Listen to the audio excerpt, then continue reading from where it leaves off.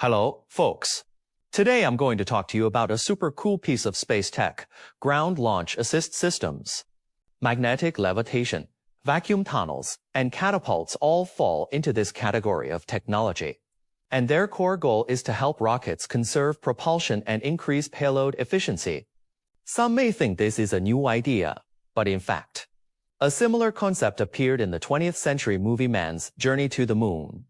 And the HARP project in the 1950s involved shooting a projectile 180 kilometers, does capture the central need to use terrestrial devices to replace the rocket's early propulsion fuel. The movie is not only an early sci-fi classic, it is the earliest cultural vehicle for this idea, showing that these kinds of ideas have been around since the early days of human space exploration. Following the movie's conception, the idea of a ground launch assist system gradually moved from imagination to engineering. And in the early 1900s, when aerospace technology was in its infancy, 41 centimeter diameter projectile to 180 kilometers into the airspace. In terms of technical parameters, this achievement is remarkable.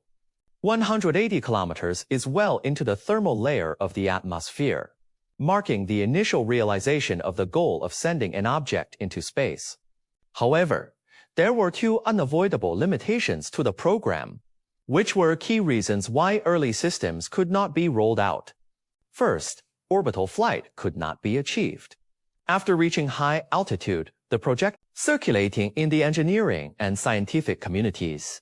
For example, at the beginning of the 20th century, the Russian scientist Tsiolkovsky discussed the use of ground-based aids to increase the initial velocity of rockets when studying the principles of rocket motion. In addition, American rocket pioneer Goddard considered the use of ejection devices to reduce fuel consumption during early tests. Although these early explorations did not result in a mature technology system, hope that technological innovations will break through the previous limitations and enable the system to be truly operational. However, there are still three major problems that need to be solved in order to land a ground launch assist system. First, ultra-high gravity acceleration, which makes it difficult for biological and precision equipment to withstand. Second, the instantaneous need for huge amounts of energy, which requires megawatt-class power or giant energy storage devices. And third, structural components to be damaged. However, ground launch assist systems must generate ultra-high accelerations in order to provide sufficient initial velocity to the rocket. For example, in the early HARP program, the projectile was subjected to launches with G values as high as 7,500 G. Not only was this intolerable for humans, but even specially hardened detection instruments were often damaged. Now the SpinLaunch program is the same.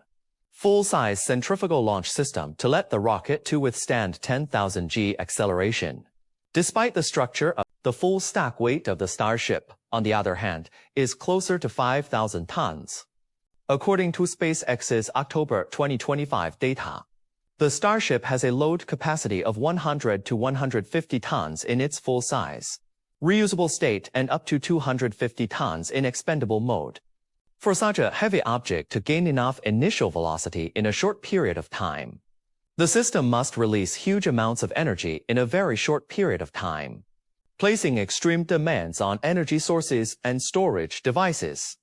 Taking the Falcon 9 as an example, if the magnetic levitation ejection scheme, a Tesla Model S has a peak output of 800 kilowatts, and 450,000 kilowatts of power is equivalent to 562 Tesla Model S running at full power at the same time.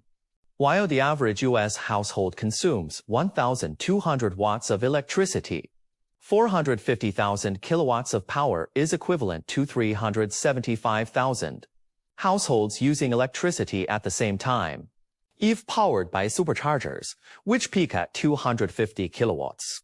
1,800 superchargers would need to be connected to meet demand. If adapted for Starships, the energy requirements are even more impressive.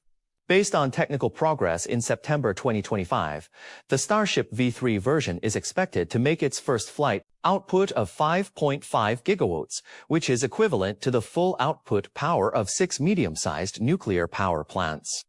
Such a huge amount of instantaneous energy is too much for the conventional power grid to handle and must rely on giant energy storage devices. In September 2025, Monash University announced a major breakthrough in supercapacitor technology.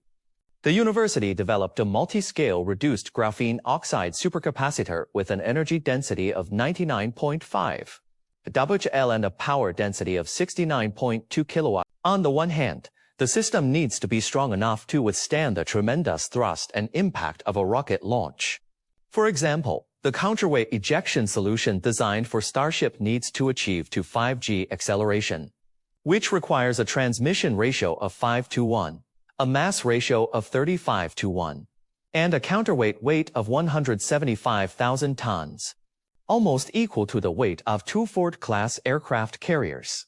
Such a heavy counterweight needs to be supported by the launch tower and pulley range. It is easy to be burned or damaged by the high-temperature gas. For example, in the magnetic levitation ejection program of Falcon 9, if the launch tower is still in a fixed state when the rocket is ignited, the magnets, wiring harnesses and motors on the tower will be completely burned by the high-temperature gas. In addition, the sealing of vacuum tunnel-type systems is a major challenge. In order to reduce air resistance, it is necessary to award the NASA test mission in 2025. SpinLaunch plans to use a 33-meter wide 1/3 scale demonstrator to launch NASA cargo to an altitude with a target speed of Mach 6 about 7,400 kilometers per hour. Previously, the demonstrator has successfully launched 10 projectiles to an altitude of 10 kilometers. The full-size, 100-meter diameter version is expected to be operational in 2025 and is capable of withstanding accelerations of 10 millisecond release time. When the preset speed is reached, the release mechanism releases the rocket precisely. The rocket bursts out of the vacuum chamber and ignites its own engine to continue accelerating into orbit.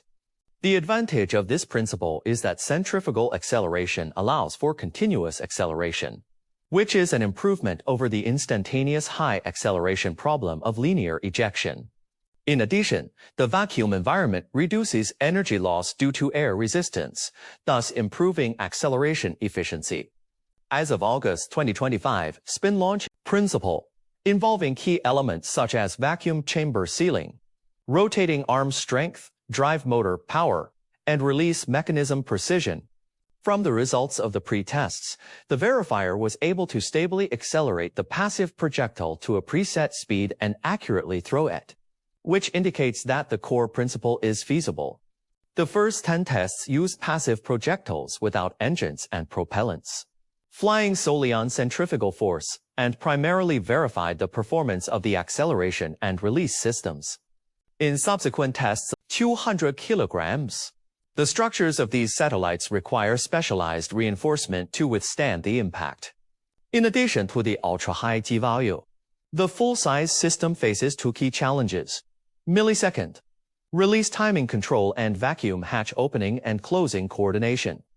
The release timing directly affects the trajectory and speed of the rocket after it exits the capsule, and too large an error may cause the rocket to collide with the capsule wall.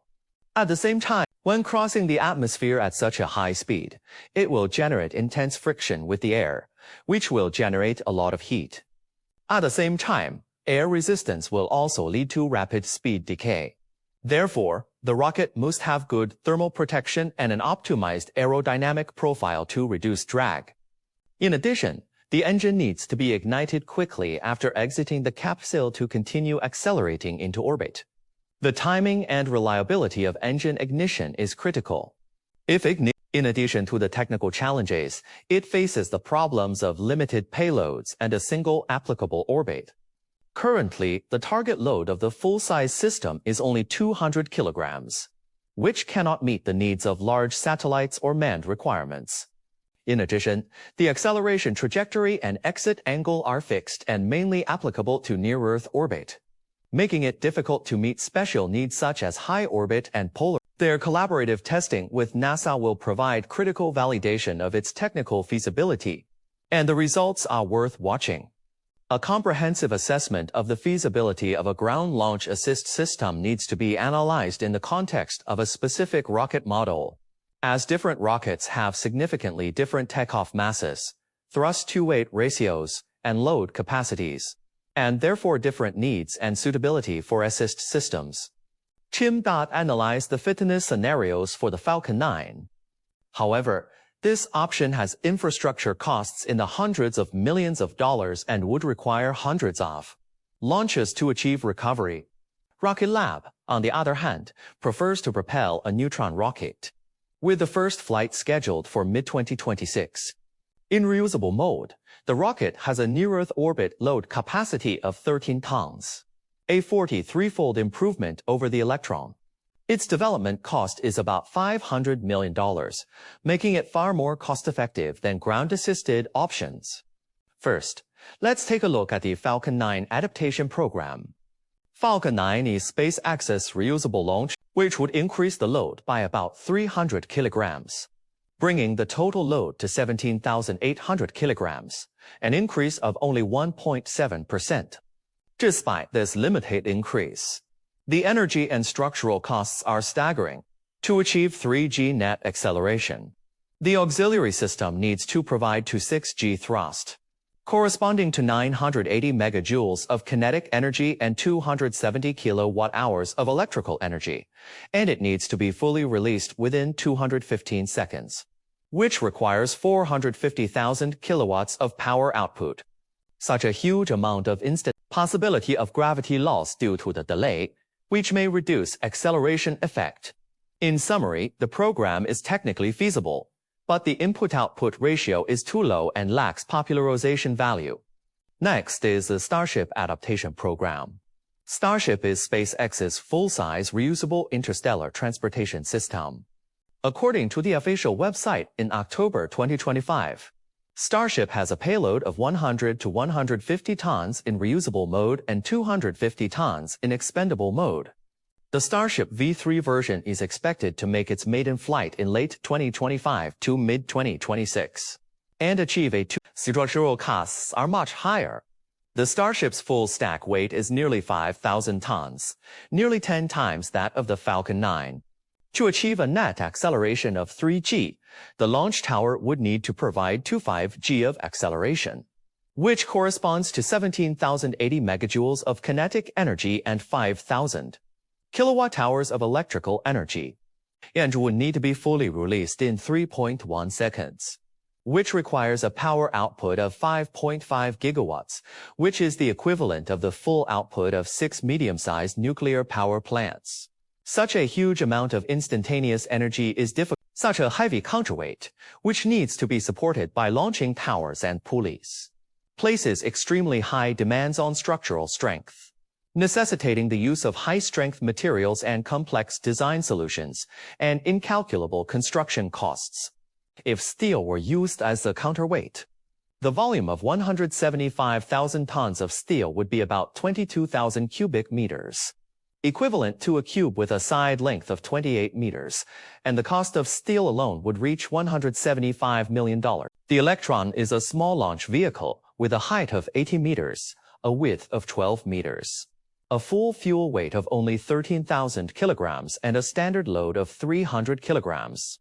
Its adaptation program is to build a 1-kilometer-long vacuum tunnel and equipped with magnetic levitation skids.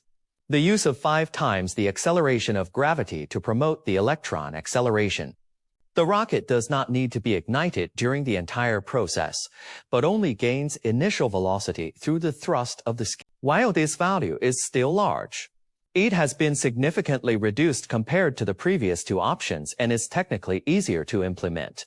However, there are significant limitations to the number option, with the core problem being the high cost of the infrastructure and the long payback period. The construction of a 1-kilometer-deep vacuum tunnel requires huge upfront investments in excavation, lining, sealing, track and drive systems, with a total cost in the hundreds of millions of dollars. At the same time, the load boost is only developed, which may be more economical than building vacuum tunnels. But with a 43-fold increase in payload, far exceeding the 25% increase of the ground assist system GLAAS. The ultimate vision of a ground-based launch assist system is to do away with rockets altogether, relying only on ground-based systems such as a giant vacuum tube maglev system to accelerate a spacecraft to orbital velocity and send it directly into space. This concept is disruptive and the minimum speed in NEO is about 7,800 meters per second. If the acceleration is limited to the limit of what humans can withstand, 5G, which can be appropriately increased for unmanned launches, there is an upper limit. According to the physical formula v squared equals 2ax, the required acceleration distance is about 573 kilometers, which is more than 3 times the distance from Beijing to Tianjin, and the scale of the project is huge. What's more, 爆开, thus triggering a launch failure. In addition, the sealing of the vacuum pipeline faced great challenges. To maintain a high vacuum inside the 573-kilometer-long pipeline, sealing devices and vacuum pumps need to be set up at each node to ensure that the air pressure is lower than 10^3 Pascal. However, it is very difficult to achieve a complete seal for such a long pipeline, as leakage at any node can disrupt the entire vacuum environment, and vibrations generated by the space increase the risk of structural damage and seal failure. In addition, the supply and storage of huge amounts of energy is a major challenge. To accelerate a spacecraft to 7,500 meters per second, a large amount of energy is consumed. In the case of the 12,500-kilogram Dragon spacecraft, for example, according to the kinetic energy formula E equals 1/2 mv squared, the kinetic energy required is about 351,000 megajoules, which is equivalent to nearly 100,000 kilowatt-hours of electrical energy. This energy needs to be continuously supplied during acceleration. At 5, them to operate at full capacity at the same time, which is not only costly, but also poses transmission and scheduling challenges.